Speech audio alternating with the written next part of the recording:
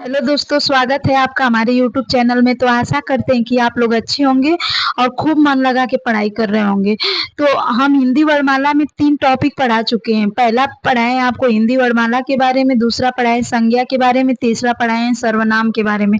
यानी कि आप स्टेप बाय स्टेप सिस्टमेटिक तरीके से पढ़ते जाइए और नोट्स बनाते जाइएगा और हमारी क्लास पे गौर से ध्यान देकर पढ़िए, ताकि आपको कम समय में ज़्यादा कंटेंट मिले और आपकी गवर्नमेंट एग्जाम में जितनी भी जगह हिंदी पूछा जाता है, चाहे वो यूपी टेट हो, सी टेट हो, यूपी पुलिस हो, आरओ यारो हो, और आपके ऑल गवर्नमेंट एग्जाम्स जिसमें आपका हिंदी से अगर क्वेश्चन पूछा जाए और हिंदी सिलेबस में हो, तो इस क्लास को देखने से बहुत ज़्यादा फायदा मिलेगा आपको।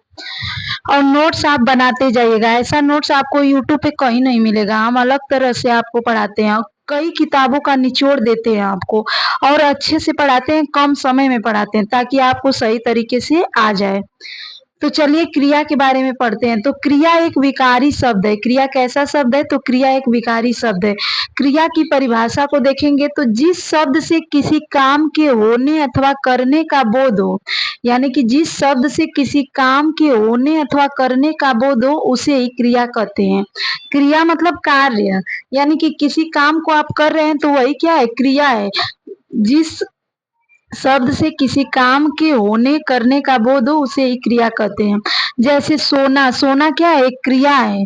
आप रोज सोते हैं। खाना क्या है? एक क्रिया है। आप अपने दिनचर्या में रोज भोजन करते हैं। भोजन नहीं करेंगे तो आप शारीरिक कार्य नहीं कर पाएंगे और आपके शरीर को ऊर्जा भी नहीं मिल पाएगा। तो सोना एक क्रिया है, खाना एक क्रिया है, पढ़ना एक क्रिया है, पानी पीना, यानी कि कोई भी चीज पीते हैं, चाहे चाय हो गया, चाहे जूस हो गया, तो पीना भी एक क्या है? क्रिया है। कहीं आ जा रहे हैं, मतलब कहीं जा रहे हैं, तो ये जाना भी क्या है? क्रिया है। करना, यानी कि कोई भी कार्य करते हैं तो करना भी क्या है? क्रिया है। आदि बहुत सारे क्रियाएं होते हैं। जैसे देखिएगा, रूपाली को कूदना है तो कूदना भी एक क्रिया है। रूपाली को कूदना पसंद है तो कूदना क्या है? एक क्रिया है।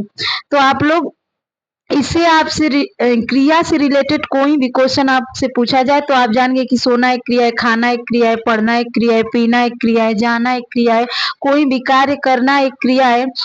जैसे रूपाली को कूदना पसंद है तो कूदना क्या है? एक क्रिया है।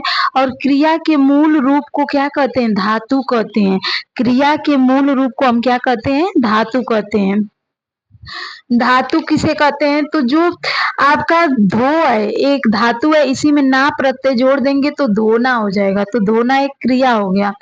जग जैसे क्या है? तो जग एक धातु है, इसी में ना प्रत्यय जोड़ देंगे तो जगना क्या हो जाएगा? एक क्रिया हो जाएगा।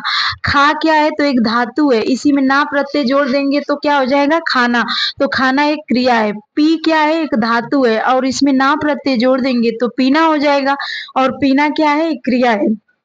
लिख एक धातु है, इसमें ना प्रत्यय जोड़ देंगे तो लिखना क्या हो जाएगा? एक क्रिया हो जाएगा। पढ़ एक धातु है, इसमें ना प्रत्यय जोड़ देंगे तो पढ़ना क्या हो जाएगा? एक क्रिया हो जाएगा। अब हम पढ़ेंगे कर्म के आधार पर क्रिया के भेद, यानी कि कर्म के आधार पर क्रिया के कितने भेद होते हैं? तो कर्म के आधार पर क्रिया के 2 भेद होते हैं। एक होता है अकर्मक, एक होता है सकर्मक। तो अकर्मक किसे कहते हैं? आप अ प्लस आ प्लस कर्म, यानी कि अ प्लस कर्म से मिलकर क्या बना है? अकर्मक बना है। अकर्मक किसे कहते हैं? तो वे क्रियाएं जिनके साथ वे क्रियाएं जिनके साथ कर्म प्रयोग नहीं होता है, यानी कि इसमें कर्म नहीं रहता है। कर्म अकर्मक ऐसी क्रियाएं हैं जिनमें कर्म नहीं होता है। और क्या और किसको का जवाब जो न दे उसे अकर्मक कहते हैं।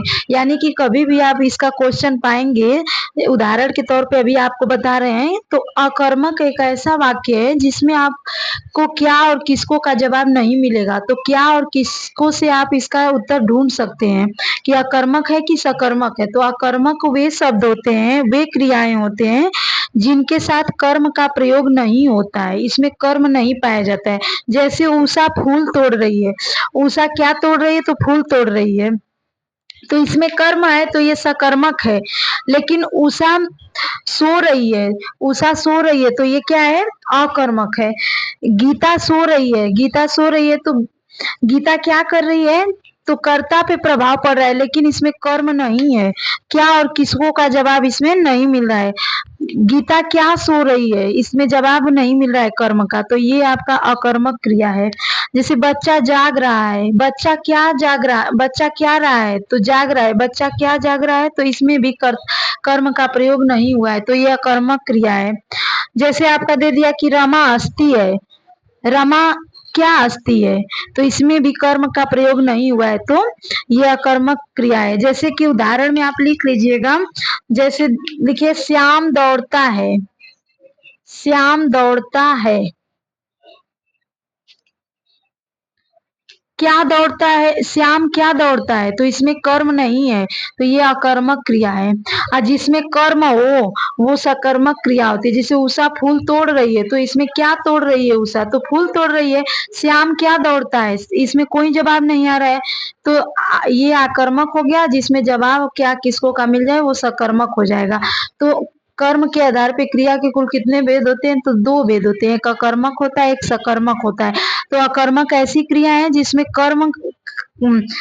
कर्म का जवाब नहीं मिलता है, यानी कि कर्म का प्रयोग नहीं होता है, क्या और किसको का जवाब इसमें नहीं मिल रहा है। जैसे क्या श्याम क्या दौड़ता है, तो आपको जवाब मिल रहा है, नहीं मिल रहा है, तो ये अकर्मक क्रिया हो गया। सकर्मक क्रिया किसे कहते हैं, तो सकर्मक क्रिया हम जिस क्रिया में, यानी कि जिस क्रिया को करने के लिए कर्ता को छोड़कर कर्म पर बल दिया जाता है, यानी कि कर्ता को छोड़कर कर्म पे बल दिया जाता है, तो उसे सकर्मक क्रिया कहते हैं। अकर्मक क्रिया उसे कहते हैं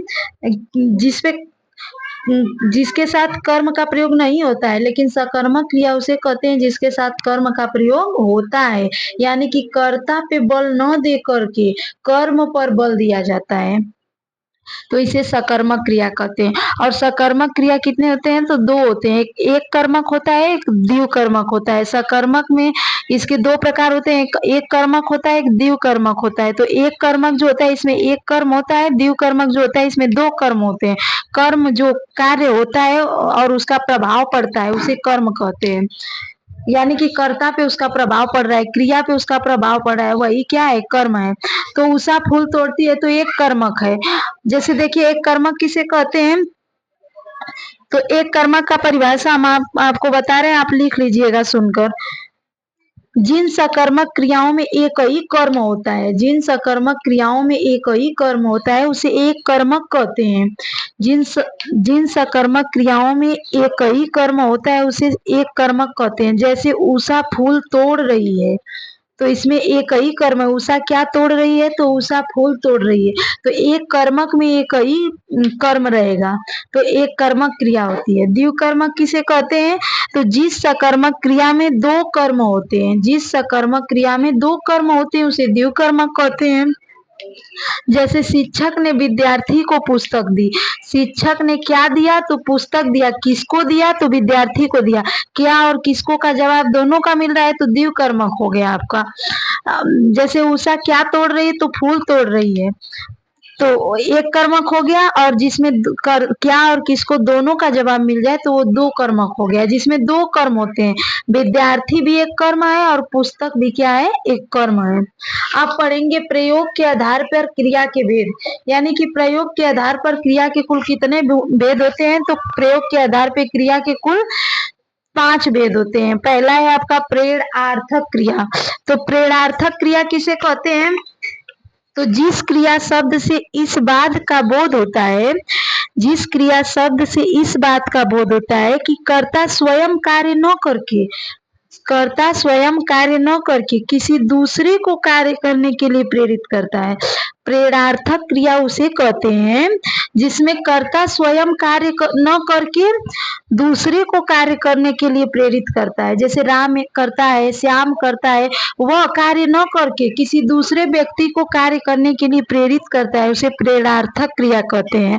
जैसे आप लोग देखिएगा, जैसे राहुल मुझसे किताब लिखवाता है, राहुल जो है करता है और किससे किताब लिखवाता है, मुझसे किताब लिखवाता है, तो वो कार्य न करके दूसरे से कार्य करवा रहा है, तो वो प्रेरणार्थक क्रिया है, यानी कि आदेश दे रहा है, दूसरे व्यक्ति से अपना काम करवा रहा है, तो उसी को प्रेरणार्थक क्रिया कहते हैं।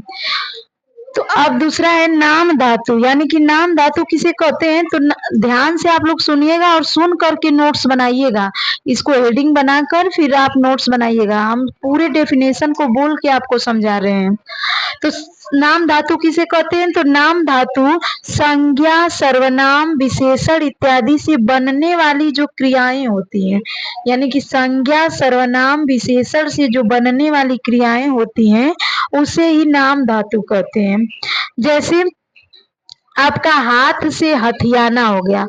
आपका हाथ से एक तरफ दिया रहेगा हाथ और एक तरफ दिया रहेगा हथियाना। तो जो हथियाना, इसमें आना प्रत्यय जो जुड़ा है, तो यही आपका कौन सा धातु है, तो नाम धातु क्रिया है। जिसमें आना प्रत्यय आ जाए वही आपका नाम धातु क्रिया होगा। यानी कि हाथ से हथियाना, फिर लात दे दिया तो लतियाना दे दिया, बात दे दिया तो बतियाना दे दिया, चिकना दे दिया चिकनाना दे दिया, लाठी से लठियाना बन गया। तो ये सब नाम धातु क्रियाएं होती हैं जिसमें आना प्रत्यय जुड़ा